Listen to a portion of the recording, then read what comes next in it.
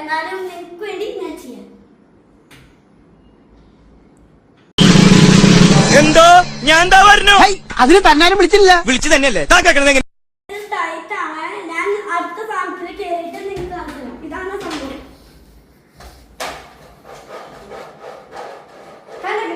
ഇത് ഈസിയാണ്, ഇത് നോട്ട് ടഫ്.